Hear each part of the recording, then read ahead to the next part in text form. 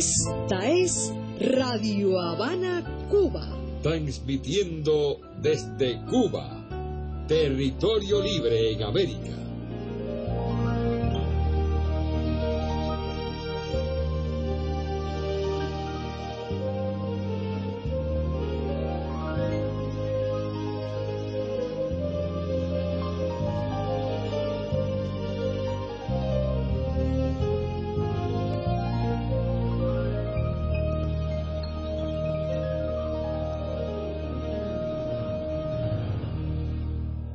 A continuación, Radio Havana Cuba comienza su programación en idioma inglés por onda corta, frecuencia modulada e Internet.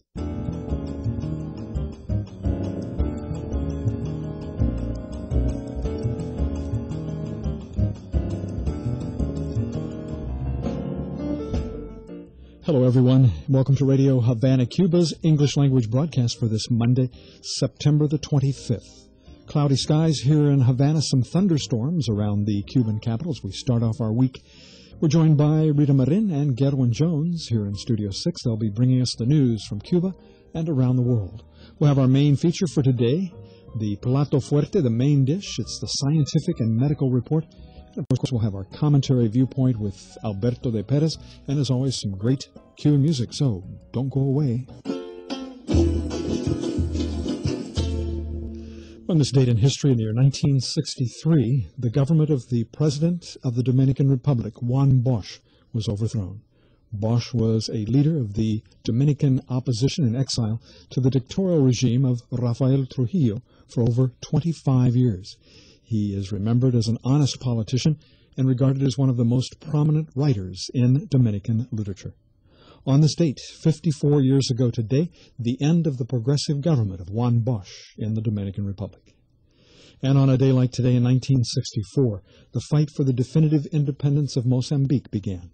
Mozambican rebel forces, under the leadership of Frelimo, the Front for the Liberation of Mozambique, launched the armed struggle for freedom from Portuguese colonial rule. Frelimo began its struggle on this date 53 years ago today. Now let's go over to the news desk. Let's find out what's happening today in our national and international news. We're joined by Rita and Gerwin. First, let's take a look at our headlines for this hour. Visiting Venezuelan President Nicolas Maduro, seen off by Raul Castro. Miguel Díaz-Canel heading Cuba's delegation to new Angolan president's inauguration. German anti-fascists take to the streets following far-right electoral gains. Ecuadorian president says his country will continue to protect Julian Assange. And now the news in detail.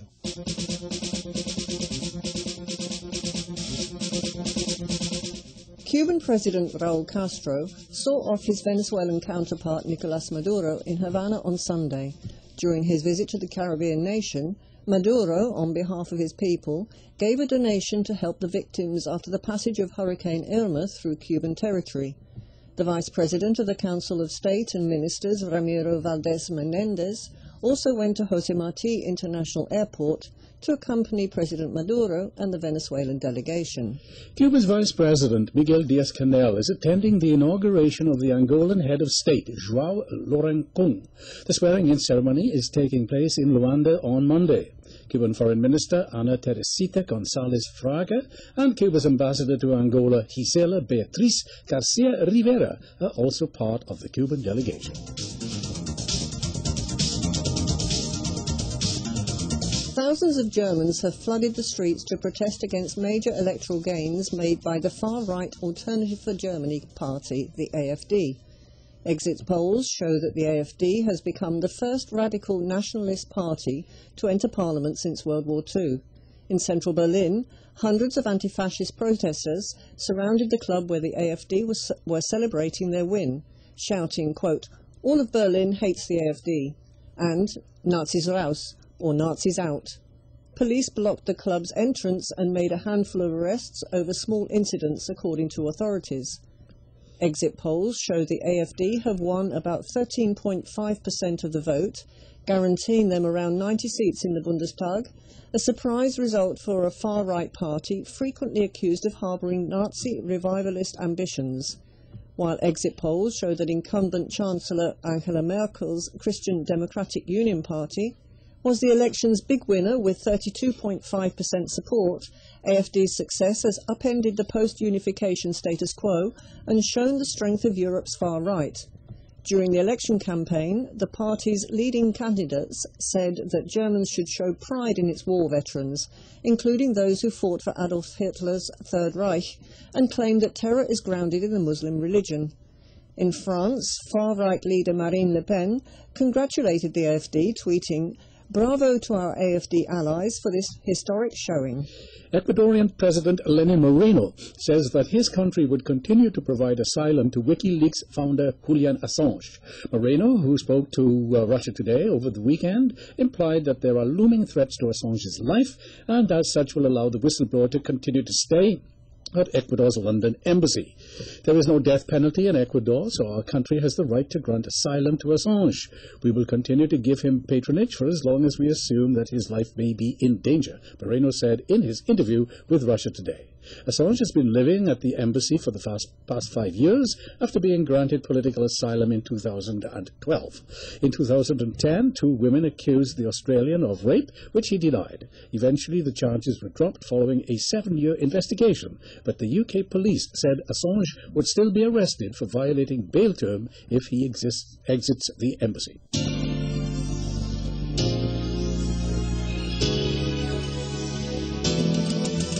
And you've tuned to the news here on Radio Havana, Cuba for this Monday. Thanks for joining us on the international shortwave radio frequencies of RHC, Radio Havana, Cuba.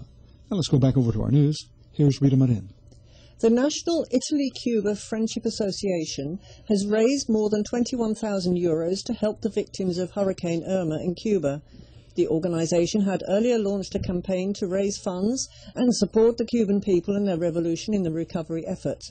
The funds raised in Italy will be channeled to Cuba through a special account opened by the Cuban government at Banco Financiero Internacional to receive such donations. Bolivian President Evo Morales has slammed the interventionist policies of U.S. President Donald Trump against Venezuela, attacking the administration's mixed messages. Quote, "A few days ago, Trump supported dialogue in Venezuela. Now he acts like the boss and announces a political wall that prohibits the entry of Venezuelans to the United States," Morales tweeted. He also expressed his support for the Bolivarian government, asserting that Venezuela, quote, "has a policy of internationalism with solidarity and brotherhood, and not of interventionism or coup." The Bolivian head of state rejected Trump's actions, saying that his decision violates the letter of the Organization of American States. Quote, "By attacking Venezuela, Trump attacks Latin America and violates the OAS Charter with the complicity of its employee, Luis Almagro," Morales said in another tweet. According to the OAS Charter, the American states consecrate an order of peace and justice, promoting solidarity and defending the sovereignty, territorial integrity, and independence of the countries. On Sunday, the White House announced that Venezuela, the Democratic People's Republic of Korea, and Chad were to be included in a new list of countries banned from traveling to the United States due to their lack of security or lack of cooperation with U.S. authorities.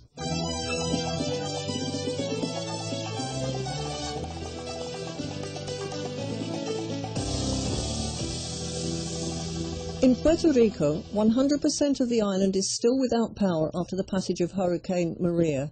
In the northwest corner of the island, 70,000 people have been ordered to evacuate the areas around the Guatajica Dam, which was damaged by Hurricane Maria and is at risk of collapsing at any minute.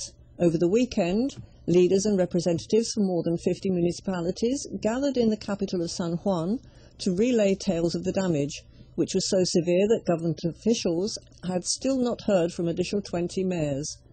At least 10 people in Puerto Rico are dead, a number likely to rise as more reports come in. In addition to the flooded roads, deprivation of basic services, and island-wide collapse of the economy, the mayors reported, residents cannot even acquire food or water, and looting has begun in some areas. Reports say that it could take weeks or even months to restore power throughout the entire island, in part because the Puerto Rico Electric Power Authority has been bankrupt since July. This weekend, the professional sports world in the United States was rocked by widespread protests against racism, police brutality, and President Donald Trump. On Sunday, members of the majority of all National Football League teams took the knee or locked arms during the national anthem, or even sat out the anthem entirely. Professional baseball players, the WNBA players, cheerleaders, and national anthem singers also protested on Sunday.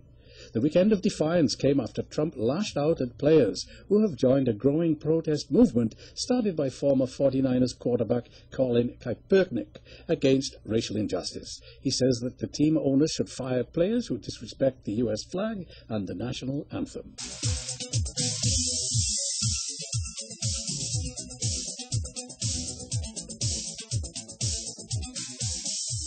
Coastal Ecuador, after suffering one of its worst earthquakes that killed more than 600 people last year, is sending aid to Mexico after its own recent quake. Following Mexico's natural disaster, André Drue, a priest from Manta who experienced the 7.8 magnitude earthquake that struck Ecuador last year, organized his community to join the rescue effort. The port city of Manta is still recovering from the 2016 earthquake that left 673 people dead and 12,000 injured. Mexico was one of the main countries to send humanitarian aid and food to Ecuador. According to Drue, his neighbors and people from the community organized themselves through social media and visited residents house by house along the city to ask for donations, including food, diapers, toilet paper and blankets. His small community filled a truck that gathered all of the products received, eventually bringing them to Guayaquil, where donations received from other cities are being rounded up. Due to the large show of support and solidarity by Ecuadorians, there will be another flight with donations leaving for Mexico later this week. The Spanish government has filed a legal suit against Jordi Sanchez and Jordi Cuixart, leaders of the Catalan National Assembly and pro-independence groups, for sedition. If found guilty, as charged, they could face up to 15 years in prison. The accusations follow mass protests in Barcelona last week, when an estimated 2,000 people allegedly vandalized Spanish National Police, CNP patrol cars, and temporarily blocked officers from leaving a government building. Prosecutors are singling out these leaders, whose groups actively support Catalonia's right to an independence vote on October the 1st. On the same day that the mass protest took place, the CNP raided several Catalan government offices using a court mandate confiscating between 9 and 10 million blank ballots to be used in the upcoming referendum. They also arrested 14 organizers of the vote, including several top Catalan government officials. Spain also ported 2 ships in Barcelona over the weekend to serve as a temporary home for the 5,000 extra police who will patrol its streets in the days before the referendum. And those are some of the stories we're following for this hour here on Radio Havana, Cuba. Let's take a look once again at our headlines. Visiting Venezuelan President Nicolas Maduro, seen off by Raul Castro. Miguel Diaz-Canel heading Cuba's delegation to new Angolan president's inauguration. German anti-fascists take to the streets following far-right electoral gains. Ecuadorian president says his country will continue to protect Julian Assange.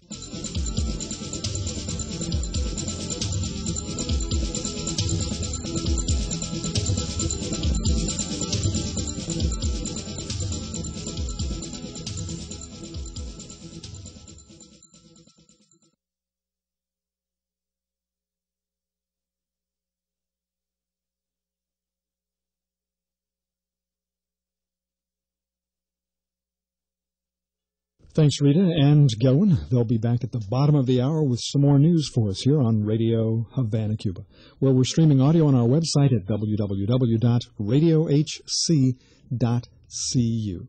That's the World Wide Web, www.radiohc.cu. You can like us on Facebook. We hope you like us. You can tweet us on Twitter.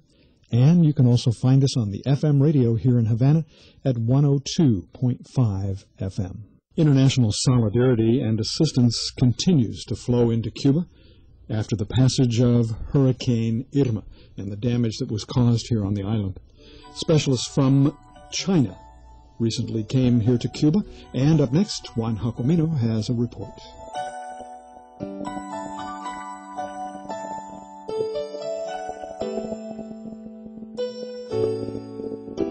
Well, specialists from the Red Cross Society of China are indeed in Havana these days, helping Cubans in the recovery effort after Hurricane Irma. A large shipment of Chinese goods had arrived here earlier on Friday, containing 86 tons of humanitarian aid that included tents, electronics, cushions, water dispensers, lighting fixtures, blankets, and others. The Chinese Red Cross experts conducted a workshop for their Cuban peers, doing practical demonstrations of how to use some of the items donated. They showed Cubans how to deploy tents to use as shelters for the displaced. Luis Enrique Calero, Director for Operations at the Cuban Red Cross, said the tents donated by China can shelter up to 5 people each. Las características de las casas de campaña son unas casas de campaña que son de 12 metros. These are tents of 12 square meters, 4 by 4 meters long and 3 meters wide. They're open, made out of thick canvas, and with a tube frame and several guy ropes that fix it firm, said Calero. We are strategically assessing now with the Chinese the best possible place to set them and what needs they can best address, said the Cuban official. And Li Qinghua, Deputy Director for Disaster Relief at the Red Cross Society of China, said that they are willing to also assist their Cuban peers in the distribution of first aid materials as well as in the training of volunteers. The Chinese government first decided to donate $1 million cash to Cuba and then also send emergency assistance, noted Qinghua. The Chinese people, she said, pay close attention to what has happened in Cuba, and they were ready to express solidarity and support. Members of the Cuban Red Cross have pointed to the usefulness of the exchange they are having with their Chinese counterparts. They greatly help increase our operational knowledge, they said, calling the presence of the Chinese Red Cross experts in Cuba at a time like this as a true gesture of solidarity. 6 ships loaded with rice from China will also be arriving in Cuba next month. Irma, the strongest hurricane ever registered in the Atlantic, killed 10 people in Cuba, displaced more than 1.7 million who were evacuated, and caused widespread flooding and extensive damage to infrastructure, including hotels, housing, and the power grids. For Radio Havana Cuba, this is Juan Jacomín.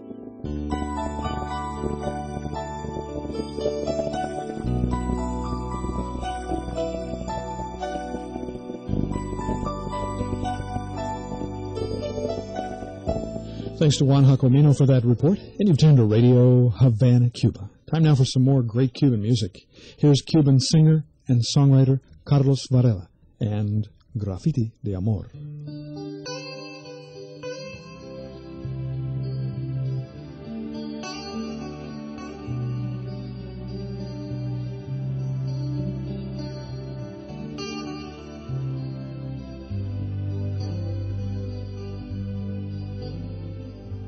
Se supo de qué barrio, pero cuando todo estaba oscuro, ella llegó bajo la luz del alba y con su creyón de labios dibujó señales en los muros, quiso pintar lo que sintió su alma y pintó por todas partes miles de peces de un solo color y llenó las calles con su grafiti de amor.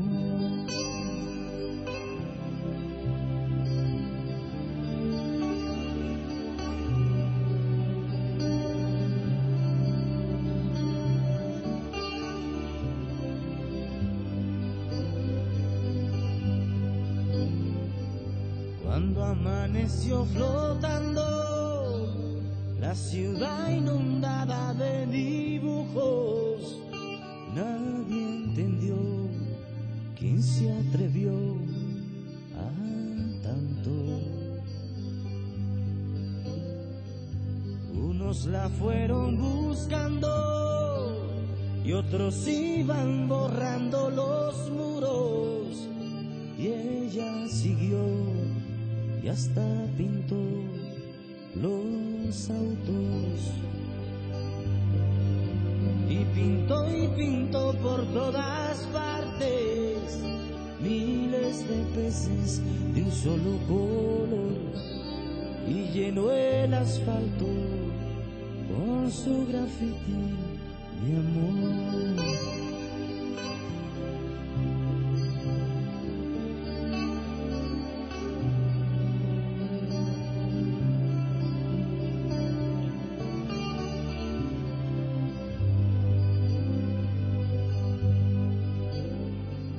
Por eso fue que borraron edificios, muros y vidrieras, y hasta una luna que un niño dibujó en la acera.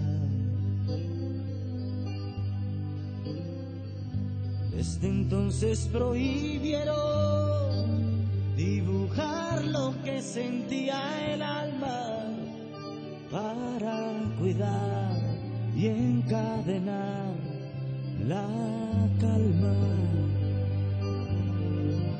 Y como no le dejaron sitios donde dibujar su dolor, se rayó su cuerpo con un tatuaje de amor.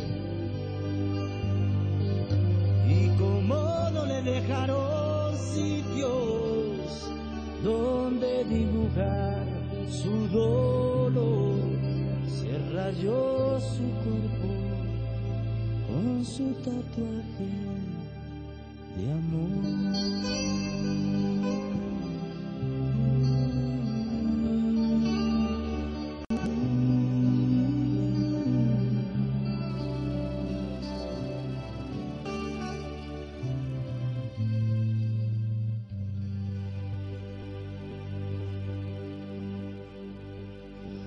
Good Cuban music on Radio Havana, Cuba. That's Cuban singer and songwriter Carlos Varela and Graffiti de Amor. And you've tuned to Radio Havana, Cuba on a rainy Monday here, starting off your week. Thanks for tuning in to Radio Havana, Cuba. It's time now for our news bulletin on the half hour. That's almost the half hour, so we'll go over to the news desk. We're joined by Rita Marin and Gerwin Jones.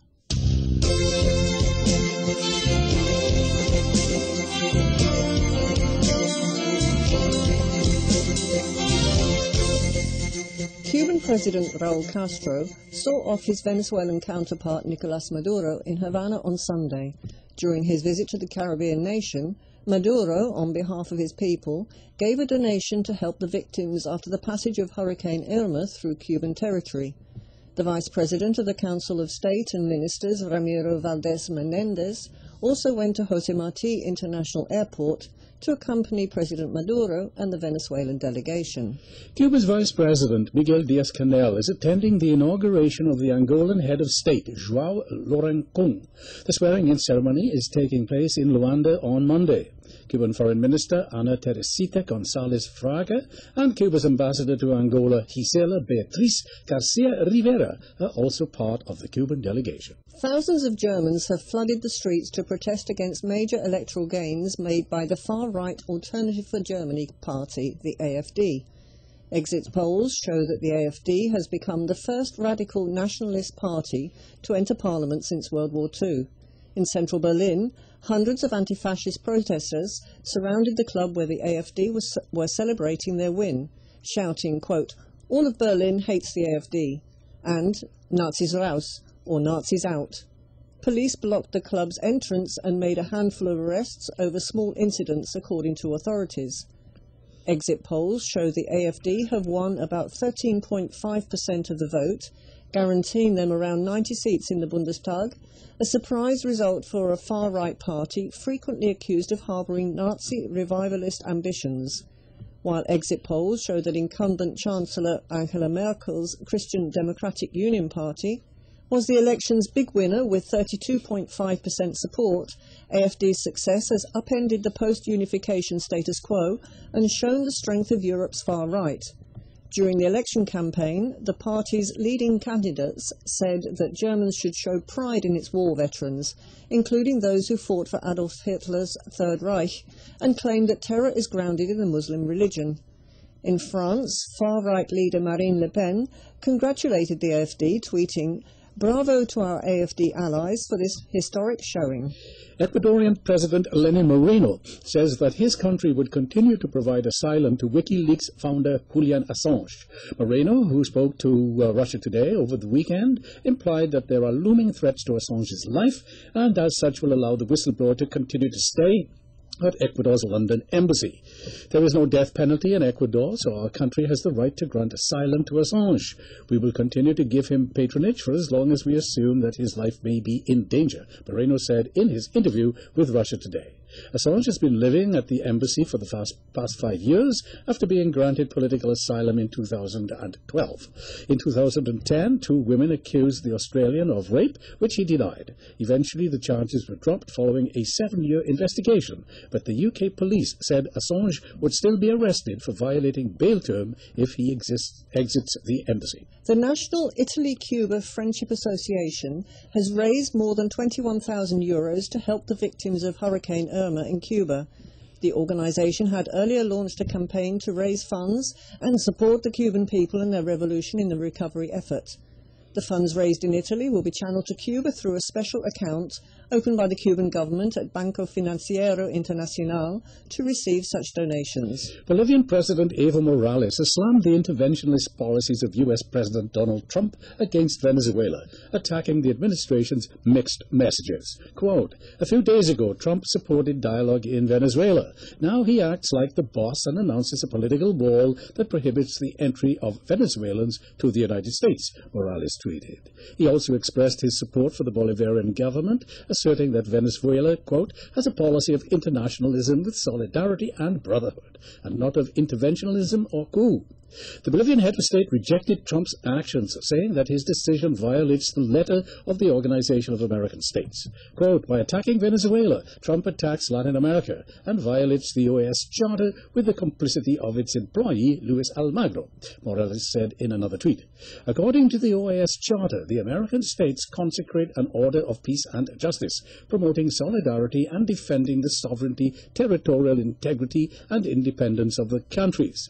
On Sunday, the White House announced that Venezuela, the Democratic People's Republic of Korea, and Chad were to be included in a new list of countries banned from traveling to the United States due to their lack of security or lack of cooperation with U.S. authorities.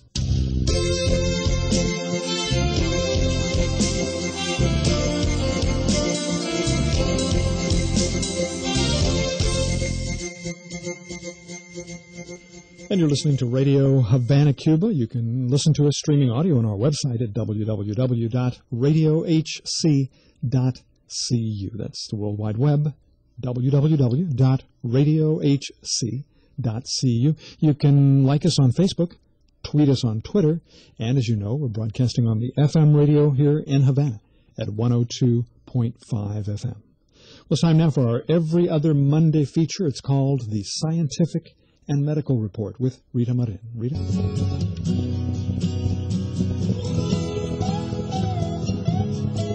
Hello everyone, I'm Rita Marin. Welcome to Radio Havana Cuba's Scientific and Medical Report. Stay tuned to listen to the details. The 17th Congress of the Cuban Society of Nursing, Nursing 2017, that took place in Havana last week has more than fulfilled expectations, according to Lázaro Luis Hernández, President of the Scientific Committee of the event. The meeting brought together more than 400 delegates from 14 countries in Latin America, the Caribbean, the United States and Spain, and allowed discussion and reflection on the contribution of nursing to excellence in health services, he said. Along with Nursing 2017, the 4th Nursing Teaching Symposium, the 4th Nursing Networks meeting, the 4th meeting of editors and directors of scientific journals, and the 2nd Pan-American Nursing Symposium of the Neonatal Alliance all came to a close last Friday. The Congress's scientific program contained lectures, panels, symposia, roundtables, as well as free themes and poster work. According to Cuban Deputy Minister of Health, Alfredo González, Cuban nursing has played a prominent role in the history of this nation, and since 1976, when the nursing courses began, more than 81,900 students have graduated to date. Radio Havana Cuba spoke to Patrick Palmieri, the leading health system and clinical operations expert in Peru, with extensive work experience with health systems and professional organizations across Latin America. He spoke about the role of the Cuban nurse in public health care. Cuba recognizes that public health is really community nursing, and nurses have control of that. Even the vice minister talked about that today, that nurses lead the public health effort. Most countries don't understand this. And I think one of the things I would attribute this to is in Cuba, the healthcare industry is not focused on capitalistic principles, making profit. So this concept of intrusion, which you heard people talk about with intrusion of professions, although physicians don't want nurses doing physician work, I think that the concept of intrusion is less important. Why? Because doctors don't see nurses doing community health as being an intrusion on medicine. They see it as being a part of a role of being a nurse. So I think there's some benefits to looking at a health system in a country that may not be capitalistic in its perspective, because I think what you do is you take away some of the artificial determinants, the things that make healthcare not so good. And so then you remove these concepts like intrusion. You remove concepts of nurses not being able to help people in the communities because doctors feel threatened.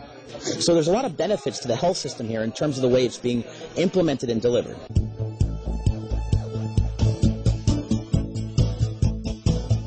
For sustainable development and human well-being is the motto of the second Symposium and International Exhibition of Health Communication, which will take place in Havana from October the 3rd to the 6th. Called by the Ministry of Public Health of Cuba and the Unit for Health Promotion and Disease Prevention, the forum has as its objectives the exchange between social communicators, educators, health promoters, creators, institutions and related organizations, and the exhibition of products oriented to the promotion of health and to the prevention of diseases. According to the organizing committee, the meeting will be attended by professionals, students and the general public who wish to attend the exhibition and share in a space for inclusive and creative dialogue on the subject. Media and health, specialized journalism, social marketing, advertising and health, communication campaigns for public good, and communication and gender are included among the topics of the symposium. Also on the symposium agenda are creativity in health communication, communication for development, education communication and health literacy, communication and law policies, networks in health communication, and communication and new technologies. Themes of the exhibition will be food and nutrition, maternal and child health, environmental, mental, sexual and reproductive health, the elderly, family, health through natural and traditional means, gender and health. Aspects all to be addressed will be the prevention of risk factors of non-communicable and transmissible diseases, a healthy environment, public health policies, social participation, social determinants of health, as well as those themes that support the Sustainable Development Objectives. With headquarters at the Infanta Multicine, both events organized by the Ministry of Public Health are sponsored by the Pan American Health Organization and the United Nations Children Fund, UNICEF.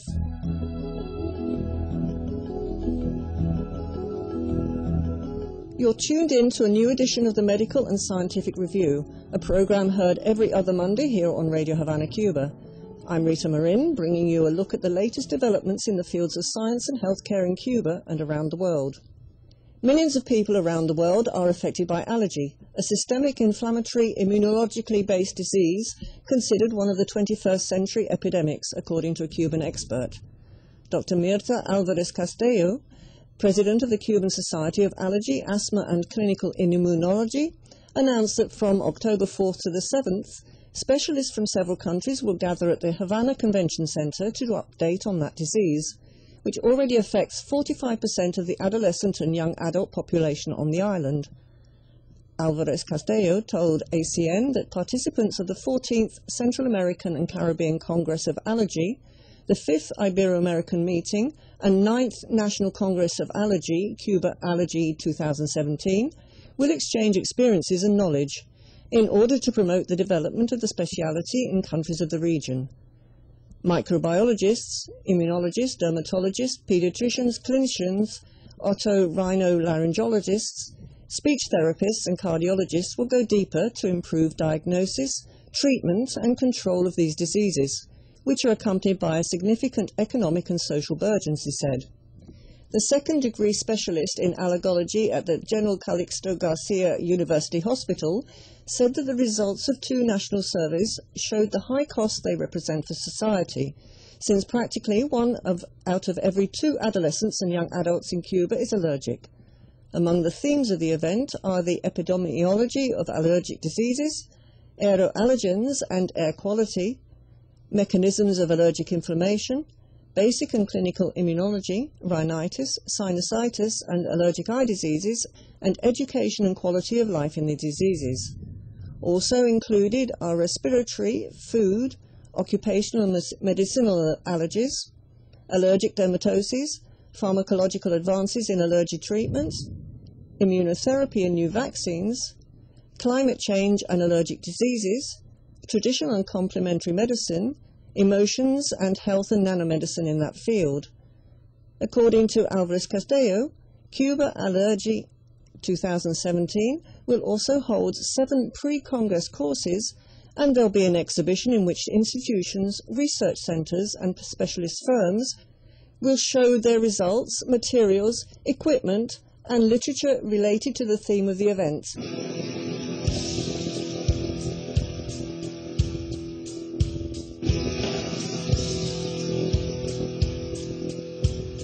Cuba is one of 15 countries recognized by the United Nations Children's Fund, UNICEF, with 3 essential policies to support young children's healthy brain development, according to a report by the organization published on September 21st. According to the document entitled Early Moments Matter for Every Child, Cuba is one of the few nations which provides 2 years of tuition-free pre-primary education, 6 months of paid breastfeeding breaks, and 6 months of paid maternity and 4 weeks of paid paternity leave. Such policies help to lay the foundation for optimal early childhood development, notes the report, which will be presented when heads of states or government and senior officials of the United Nations 193 member states address the issue of inclusive human well-being during its General Assembly sessions. The report also notes that around 85 million children under 5 live in 32 countries that do not offer such policies, including economic powers like Australia and the United States. According to the document, these policies help parents better protect their children and provide them with better nutrition, play and early learning experiences in the crucial first years of life when the brain grows at a rate never to be repeated. And that's all we have time for today. Join us again next time for Radio Havana Cuba's Scientific and Medical Report. Until next time.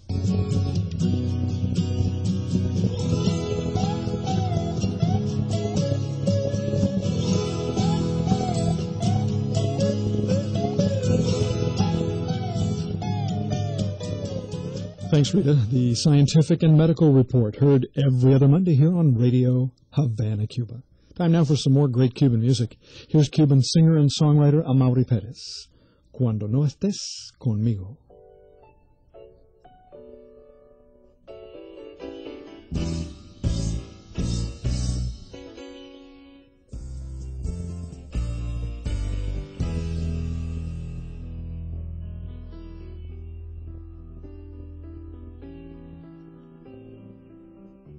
No sé por qué estoy triste, no sé por qué, mujer. Sé que andarás conmigo cuando no estés con él. Amor que me llevas prendido a sus olas. Dime cuán largo el sendero anda de las demoras. Amor que me llevas prendido a su vida. Guárdame las ilusiones, anda, y las heridas. No sé por qué estoy triste, no sé por qué, mujer. Sé que andarás conmigo cuando no estés con él.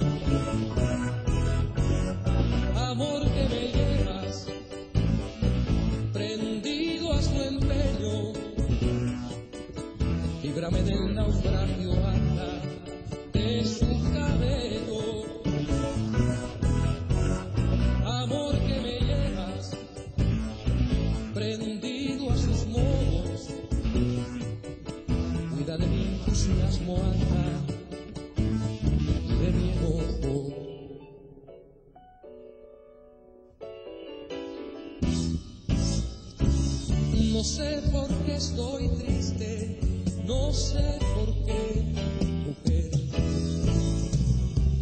Sé que andarás conmigo cuando no estés con él. Amor que me llevas prendido a sus ojos,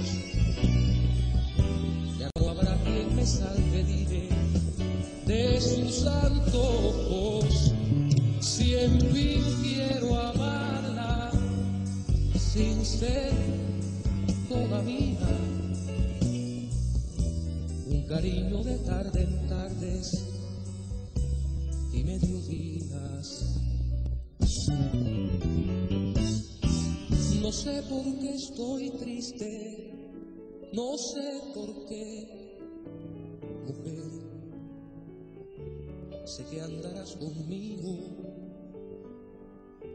cuando no estés con él. Sé que andarás conmigo cuando no estés con él.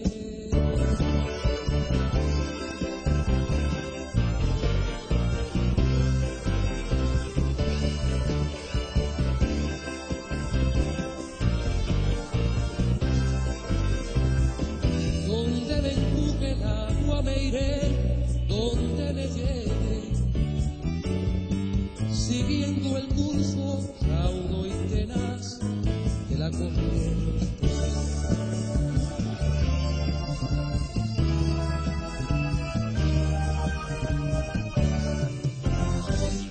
Lo digo porque he vivido de la humedad y el rocío,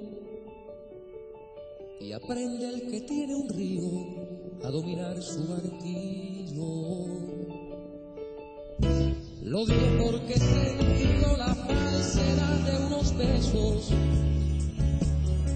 apurados, pasajeros como que quieren volar, y amores que me hacen mal, se me confunden por eso. Donde me empuje el agua me iré, donde me lleve, siguiendo el curso raudo y tenaz de la corriente.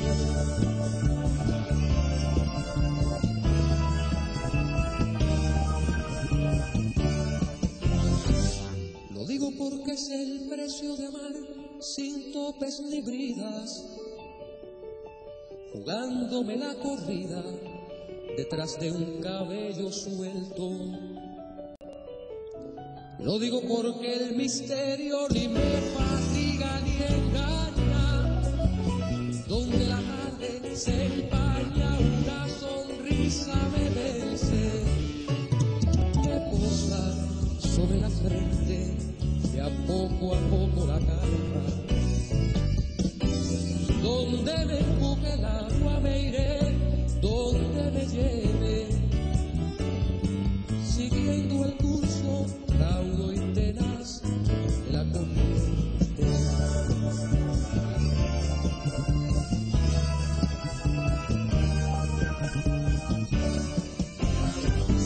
No sé por qué he sido preso de la ternura y la risa,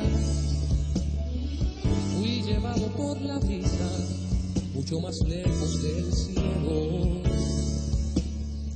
Luego se me fue el anhelo colgado de unos aretes, mirando como juguete de los designios del alma, y me quedé sin la maña para salvarme y quererte.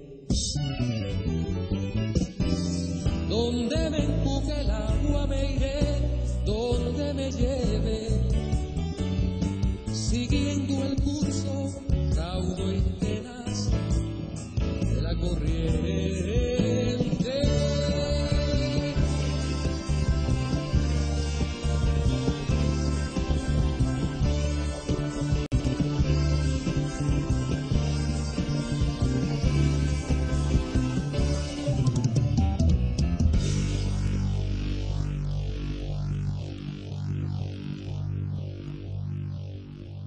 Good Cuban music here on Radio Havana, Cuba. That's Amaury Perez and Cuando No Estés Conmigo. And you've tuned to Radio Havana, Cuba. Time now for our cultural report. It's the Arts Roundup with Gerwin Jones and Rita Marin.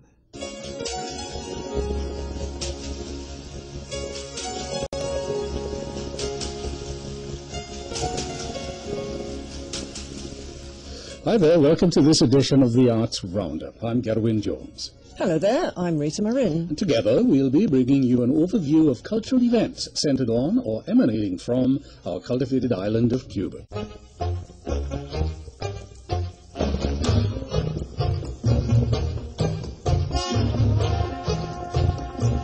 The Coffee Route, or La Ruta del Café excursion, will be one of the options presented by the province of Santiago de Cuba at the International Nature Tourism Event, Turnas 2017, scheduled from the 26th to the 30th next in Holguin. Its mountainous geography is privileged to preserve the traces of the Franco-Haitian immigration in the late 18th and early 19th centuries, with ancient haciendas and numerous ruins open to visitors. These are part of the archaeological landscape of the first coffee plantations in southeastern Cuba, declared a World Heritage Site by UNESCO in 2000.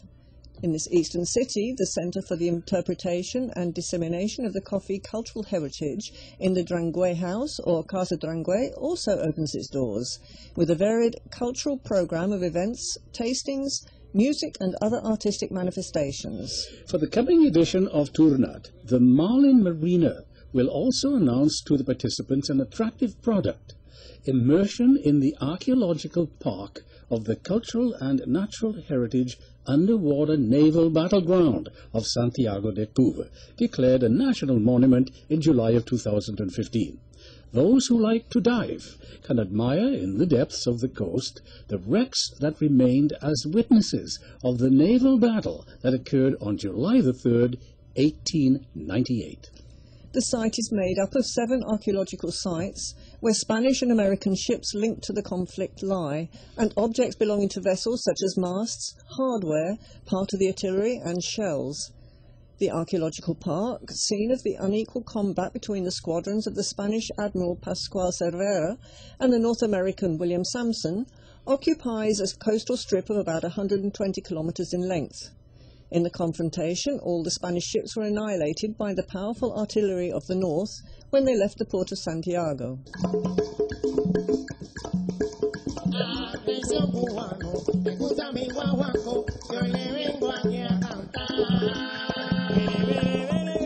Conjunto Chapatín y sus Estrellas, currently directed by Jesus Chapatín Coto, also known as El Niño, the grandson of the renowned trumpeter Felix Chapatín Laje, remains faithful to the life work of its founder. The group currently plays in Havana every Tuesday from 5 o'clock in the Salon Helengu of Igram's Patio Arito, located on San Miguel Street, number 410, between Lealtad and Campanario Streets in central Havana, just down the road from our studios here.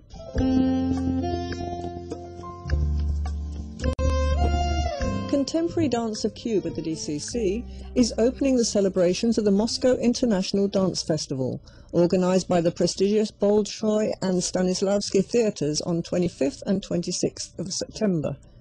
The program, designed to show the aesthetics of the group, includes pieces from its repertoire such as El Cristal e Matria Etnocentra by Cuban choreographers Julio Cesar Iglesias and Jorge Céspedes, respectively, and Cuban tangos by Billy Cowie.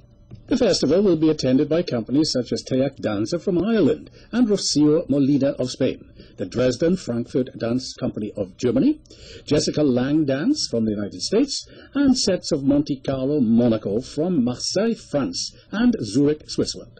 On the 25th, the Cuban company will be celebrating its 58th anniversary, a group that has developed a peculiar style, a synthesis of universal modern dance and national folklore.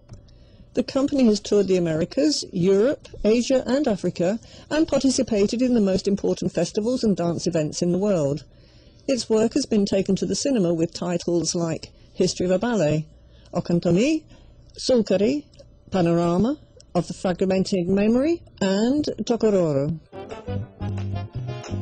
Ella sabe que es mi vida y no se puede marchar. Sin su amor no tengo fuerzas para continuar. Poco a poco voy perdiendo la razón. Cuban singer Leonie Torres is to perform at the Lula Lounge in Toronto, Canada, on September the 30th. Leonie rose to fame during his 7 years as lead singer and songwriter for Cuba's foremost timber band, Charanga Habanero. Now he is even more popular as a solo artist, making waves on the crest of Latin pop. With the success of Leonie's first CD, Under the Skin, or Bajo la Piel, he's fast becoming an international star. 7 of the album's tracks rapidly found their way onto the top of the charts in Cuba, and also were successful on the charts of many radio stations throughout Latin America. Bajo la Piel reveals Leonie's interpretive versatility, great potential for pop, and his taste for ballads. The CD also displays elements of thematic balance and musical diversity with his openness to other composers. Here we go, door time 8:30 p.m. Dance lesson, 9 o'clock. Voted one of Toronto's most popular dance classes by some of the hottest dance schools in the town. No partner necessary. The concert itself, 10 o'clock. Admission, $15 Canadian. A dinner and show package costs $49 Canadian and includes cover, dance lesson, show, and a 3-course dinner. Now you can reserve. Area code 416-588-0307 or email reserve@lula.ca.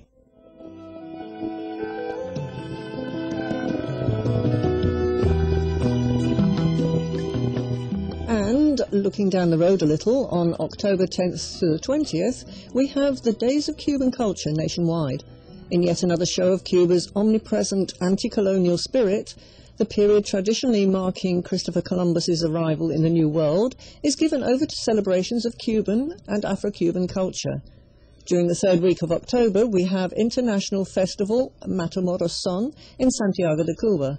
The silky sounds of Cuban son fill the streets and theatres of Santiago. This is a great chance to hear a solid week of some wonderful music. More information at www.cultstgo.cult.cu.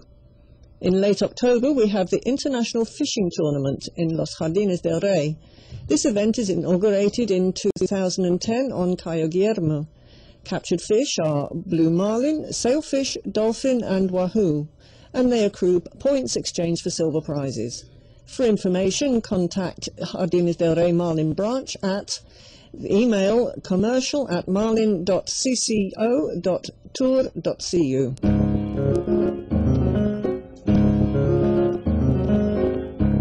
Held every year in the city of Holguín, from the 24th to the 30th of October, the Ibero-American Culture Festival, the IACF, is a cultural event meant to render homage to the encounter of the Old and the New World. In Cuba, such encounter took place with the arrival of the Admiral Christopher Columbus to Baleae Bay in Holguín province on October the 27th, 1492. The Ibero-American Festival invites specialists, intellectuals, artists and people from Cuba and all Ibero-America who are interested in maintaining an enriched cultural dialogue within this space of art and reflection. Carried out within the festival, the Ibero-American Thought Congress is a space of scientific debate dealing with identity. Sponsored by the Ibero-American House and the Provincial Direction of Culture, an organising committee will be in charge of the event and headed by Alexis Triana as President, Tatiana Zuniga Gongora as Vice President. And a note on the postponement of the 13th Biennial of Havana from the National Council of Plastic Arts and the Center for Contemporary Art Wilfredo Lam. Because of the severe damage caused by Hurricane Irma to the system of cultural institutions in the country, a rigorous analysis of the resources that will be available for recovery in the remainder of this year and in 2018 has been necessary. So it's been necessary to make adjustments to several planned events, and it's been decided to postpone the celebration of the 13th Biennial of Havana to 2019.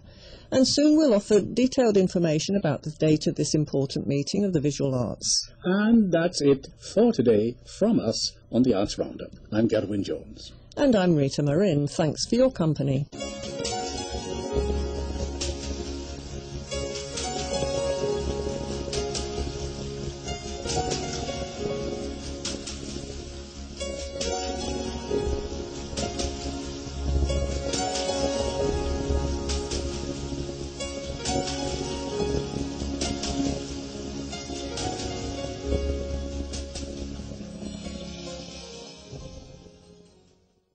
The Cultural Report, heard almost every day here on Radio Havana, Cuba.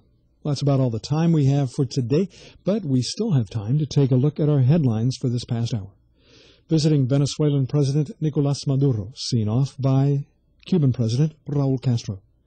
Miguel Díaz-Canel heading Cuba's delegation to new Angolan president's inauguration.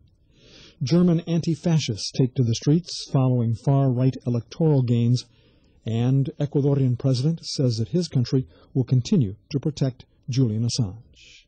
And that's it, but you can come back and listen to us tomorrow. That's right, we're here 7 days a week on Radio Havana, Cuba. You can also listen to us streaming audio on our website, www.radiohc.cu. That's the World Wide Web, www.radiohc.cu. On the Facebook, you can like us there. We hope you like us. You can tweet us on Twitter, and you can listen to us on the FM dial here in Havana at 102.5 FM. That's it for today. From Studio 6, this has been our English language broadcast for today. Rita and Gedwin on the news desk. On the controls, sitting in for Tony Barrios, we have Dagoberto Luis. General production by Juan Jacomino. Artistic direction by Annabelle Fontanella. And tomorrow in our programming, we'll have our regular Tuesday lineup because tomorrow is Tuesday. We'll have DXers Unlimited with the professor, Arnie Coro. And, of course, we'll have our news, our commentary viewpoint, and much, much more right here on the radio. Radio Havana, Cuba. Mañana.